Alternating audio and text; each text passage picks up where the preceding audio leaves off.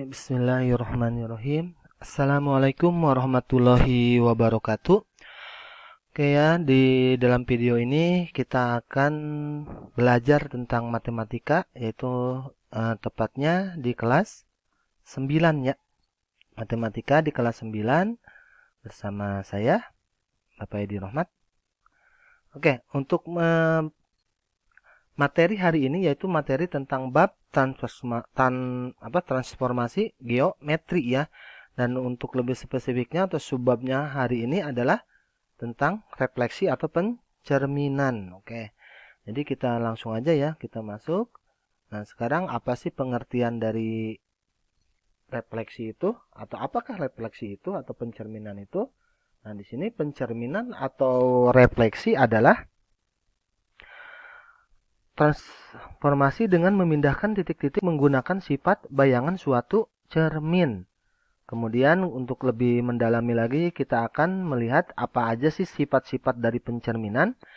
Oke, yang pertama sifat dari pencerminan itu adalah jarak suatu titik terhadap cermin sama dengan jarak pencerminan terhadap cermin ya. Jadi kalau menurut bahasa yang sederhana itu bahwa benda ya, jarak benda terhadap cermin itu sama aja jarak cermin terhadap bayangan itu sama.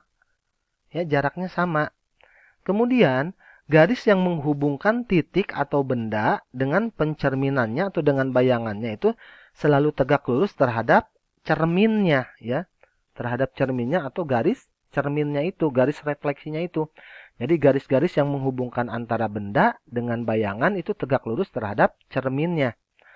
Kemudian, setiap garis dan pencerminnya itu selalu sama panjang. Nah, ini merujuk sama ya, sama ke dalam sifat yang pertama, jaraknya itu sama.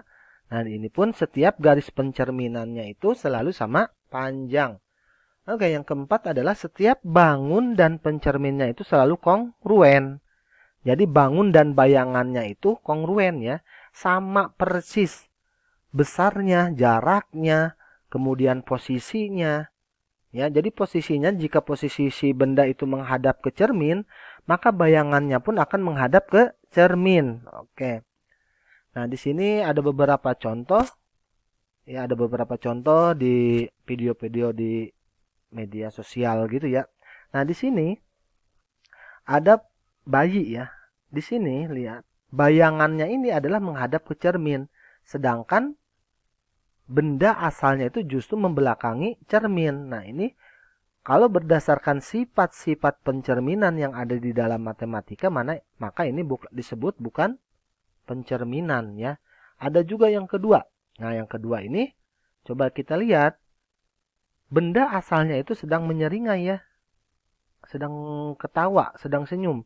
Sedangkan di bayangannya ini adalah dia sedang cemberut atau mingkem. Nah, maka ini tidak kongruen juga. Maka di dalam matematika ini bukan pencerminan karena tidak sesuai dengan sifat-sifat pencerminan. Nah, kita lihat yang ketiga. Sama ya, ini sama kayak gaya gambar yang pertama, bahwa si bayangannya itu justru dia sedang memandangi cermin, sedangkan bendanya itu justru membelakangi cermin. Oke. Nah, ini yang keempat itu hampir mirip dengan gambar yang kedua ini ya. Jadi di si bayangannya ini dia malah sedang tersenyum, mulutnya terbuka ya. Nah, sedangkan di benda asalnya ini justru mulutnya sedang tertutup atau mingkem. Oke, kita langsung aja ke materi pembelajaran matematika ya. Yang pertama itu adalah pencerminan terhadap sumbu Y. Yang pertama ada benda asal. Benda asal ini ada di kuadran kedua. Ya, kuadran kemudian dicerminkan terhadap sumbu Y. Maka bayangannya itu ada di kuadran pertama ya. Nah, ini tadi dikatakan bahwa garis benda terhadap bayangannya itu tegak lurus terhadap cermin. Nah, ini ya. Jadi garis yang menghubungkan benda dengan bayangan itu tegak lurus terhadap cerminnya. Oke, dari sini kita dapat mengambil kesimpulan bahwa jika A atau jika benda itu X, Y kemudian dicerminkan terhadap sumbu Y, maka A aksen atau bayangan A-nya itu adalah menjadi negatif X, Y. Berarti di sini yang berubah itu adalah yang titik X-nya. Oke, kemudian jika di sini ada contoh soal, jika diketahui M titik M itu adalah 9,5, kemudian jika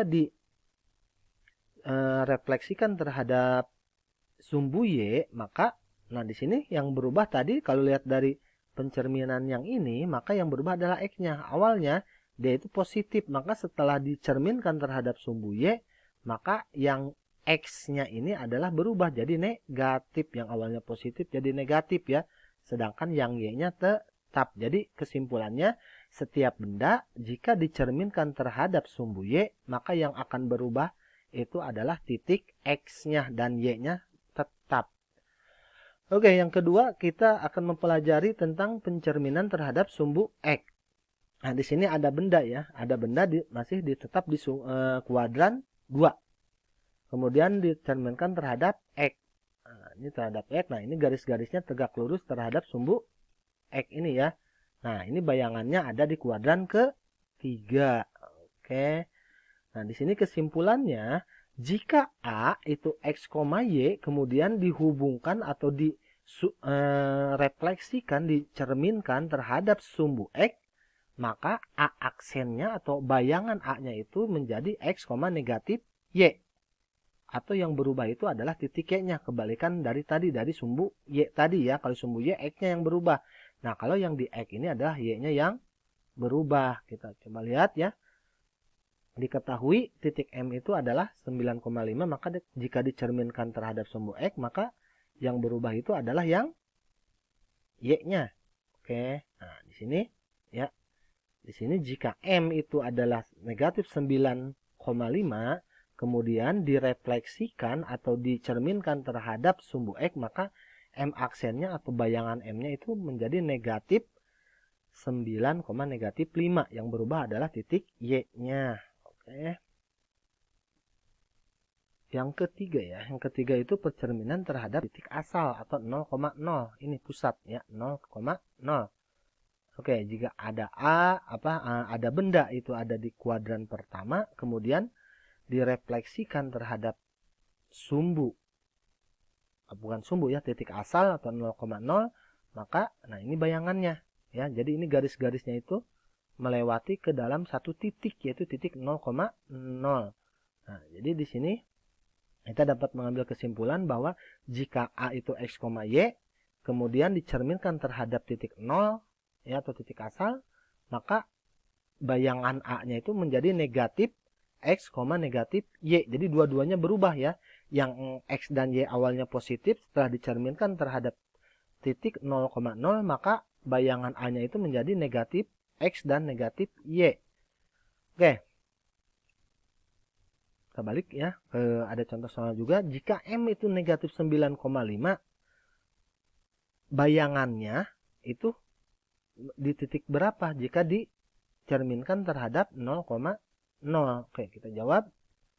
Nah, ini merujuk ke yang ini ya. Bentuk persamaannya. Nah, maka oke. Di sini X-nya itu adalah negatif 9. Setelah dicerminkan terhadap 0,0, maka bayangannya menjadi 9. Dan titik Y yang awalnya 5 menjadi negatif 5. Jadi kedua-duanya berubah ya. Oke, kita langsung ke pencerminan berikutnya, yaitu pencerminan terhadap garis X sama dengan K. Oke, di sini ada benda ya. Ada benda, kemudian kita cerminkan terhadap X sama dengan K. X sama dengan K. Oke, nah ini maka bayangannya ini. Nah, maka kita dapat mengambil kesimpulan persamaannya itu jika AX, Y kemudian dihubungkan atau dicerminkan ya, direfleksikan menjadi X sama dengan K. K ini adalah bilangan, maka hasilnya ini. Ya, jadi yang X-nya itu berubah dan yang Y-nya tidak. Oke, yang Y-nya tetap dan yang X-nya berubah. Oke, kita ada nih. Ada ininya. Contoh soalnya di sini diketahui jika M itu ada 9, negatif 9,5 dan direfleksikan terhadap X sama dengan negatif 4. Nah, oke, jika X sama dengan negatif 4, kita masukkan ke dalam rumus ini. Maaf.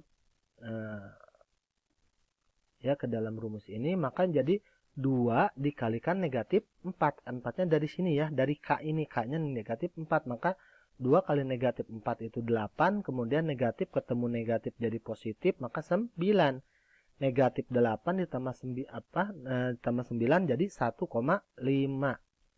Oke, untuk berikutnya kita pencerminan terhadap garis Y sama dengan H. Oke, ini kebalikan yang barusan. Tadi X sama dengan K, sekarang Y sama dengan H ya. Oke, nah di sini kita dapat persamaannya. Nah, ini kebalikan dari tadi ya. Dari X sama dengan K, sekarang Y sama dengan H. Justru X-nya sekarang yang tidak berubah. Dan Y-nya yang berubah. Oke. Nah, di sini diketahui titik M-nya itu adalah 9,5. Kemudian garis Y-nya adalah sama dengan 2. Maka kita langsung kita jawab. Oke.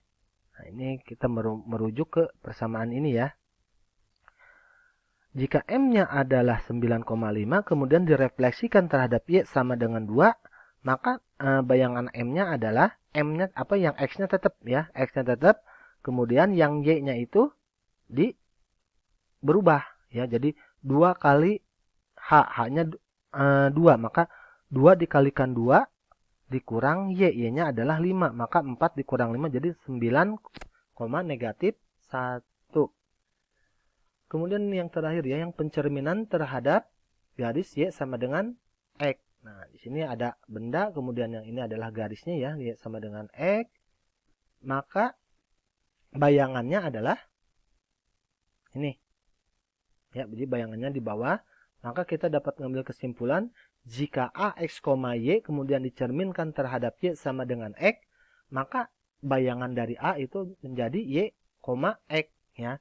Jadi yang ini berubah, asalnya X, Y jadi Y, X.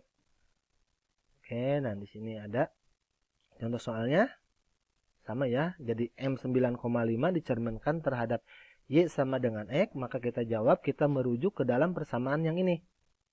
Yang X, Y jadi bayangannya jadi Y, X.